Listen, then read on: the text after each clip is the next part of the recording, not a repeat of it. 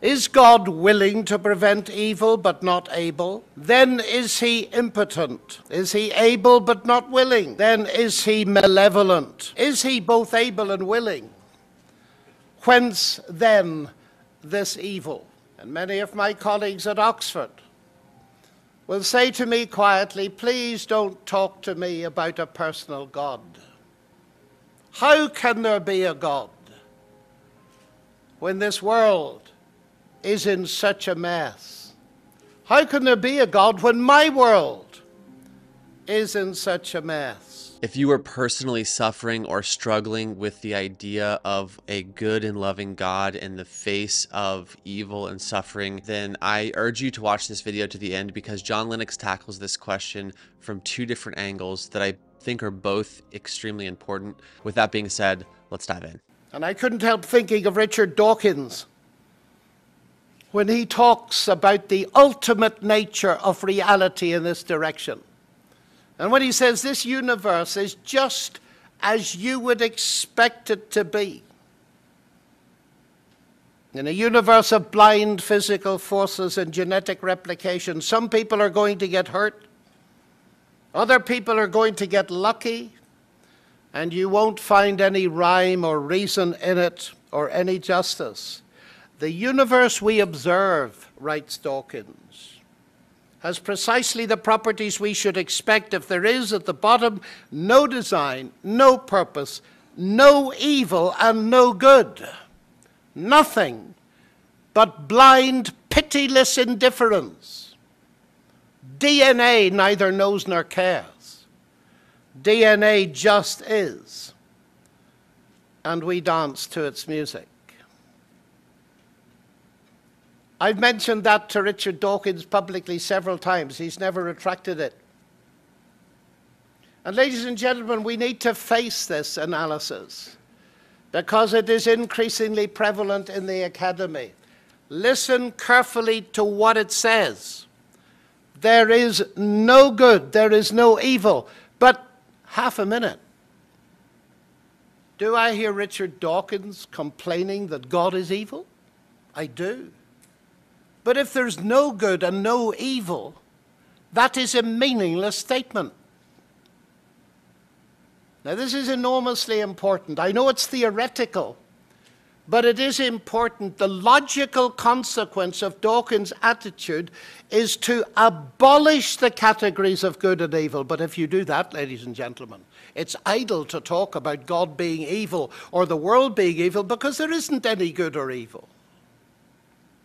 Now, the reason, of course, that Dawkins still talks about evil is that he discovers, as you and I discover, all of us, that we are moral beings, whether we believe in God or not. We've got a sensitivity to right and wrong, to good and bad, to justice and injustice, and therefore, whether we are an atheist or not, we look at Auschwitz and we say it's evil. Yes? But that's beginning to make a hole in naturalism. Because if the logical consequence of believing there is no God is to abolish the categories of good and evil, then the logical consequence of admitting that these categories exist is to reintroduce the possibility that there is a God with all the problems that that brings with it. We've had some awful shootings in recent days. If the shooters were just dancing to the music of their DNA, can you blame them? Of course not. 9/11. Just dancing to the music of their DNA, were they? How could you possibly blame them? We know in our hearts that that cannot be true. Charles Taylor, in his brilliant book, The Secular Age, writes this: the modern age, more or less repudiating the idea of a divine lawgiver, has nevertheless tried to retain the ideas of moral right and wrong, not noticing that in casting God aside, they have also abolished the conditions of meaningfulness for moral right and wrong as well. And that is a supreme irony to my mind. And so Although atheism seems immediately to offer a solution, this is just how it is, it's brute fact, we have to accept it. Actually, it doesn't offer a solution at all. It makes the situation even more difficult. And Richard Dawkins said to me once, yes, the picture I paint is bleak, but that doesn't mean it's false. I said, Richard, it doesn't mean it's true either. We've got to investigate the evidence, ladies and gentlemen, as we find our way into this very difficult problem. According to the Christian worldview, there is to be a final judgment. That's a big thing to say in contemporary society, isn't it? It's an even bigger thing to claim that the final judge has already been appointed. His name is Yeshua, Jesus Christ. You say you don't seriously believe that as an Oxford professor. Yes, I do. I don't know what the Oxford professor has got to do with it. And I'm not the only one. Ladies and gentlemen, whatever you make of it, one of the most marvelous things, it seems to me, is the concept that there will be a judgment. Because it means that our conscience that tells us about right and wrong is not ultimately an illusion. People do not like these days to talk about judgment because they haven't really thought about it. The Christian claim, ladies and gentlemen, is this: ultimately, this world is going to be judged totally fairly, and justice will be done. Do you know what that does for me? It gives me something that atheism by definition cannot give me, and that's hope. By banishing God from the equation, you have by definition banished all hope. Couldn't God have made beings that didn't sin, that didn't destroy each other? My answer may shock you. Of course he could. Of course he could. We make them, you know, in laboratories. We call them robots. Of course you can make beings that are non-moral. If you're going to have the capacity to say yes, you must have the capacity to say no. And you say, well, why did God do that? Why do you have children?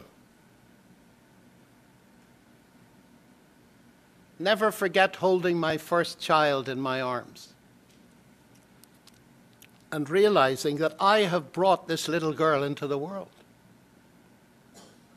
She could grow up to say no to me. Why take the risk? Do you ever think about it? Why do we do it, ladies and gentlemen? Because we realize that granted the risk, the benefits outweigh the risk.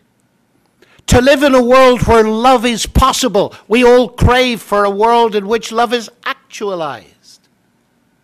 And you hope one day, maybe you've already got there, you students at Rice, that you'll meet somebody and fall in love with them, and they'll fall in love with you, and they'll value you, and they'll choose you. And the value of that, and you know that it's got an inherent risk.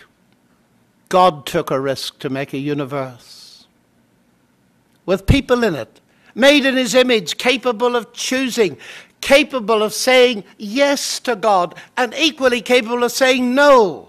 Moral beings. So granted that it's like that, there's another question we can ask, and that is this. Granted that there's a risk, did God make any provision if things went wrong? Now here, ladies and gentlemen, I'm going to speak to you frankly as a Christian, because other religions must defend their own reactions to this. We started by talking about the problem of suffering. And now I want to tell you about a God who suffered. That conversation with my Jewish friends didn't finish where I mentioned.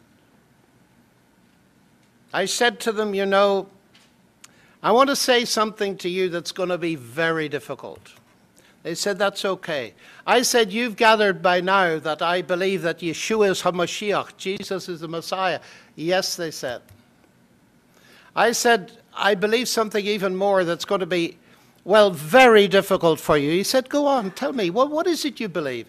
I said, I believe he's God incarnate. He was God. Now I said, you know he was crucified. Yes. I said, try and come with me just for a moment. I know it's going to be very difficult, but try and come with me. If that is God on a cross, what is it telling you? I said, at the very least, it's telling you this. It's telling you that God has not remained distant from the problem of human suffering, but has become part of it. And I'll never forget his answer. He says, why has no one ever told me that before? Now, ladies and gentlemen, this is a very deep thing.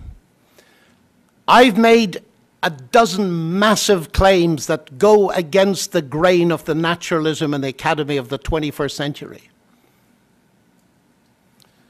But the longer I live and the more I study these things, the more I find them making sense after sense. And not solving the problem, but giving me a way in. You say, why would you believe that story? You, a scientist, why would you believe that story? Well, I believe it, ladies and gentlemen, because Jesus gave evidence of being God incarnate by rising from the dead.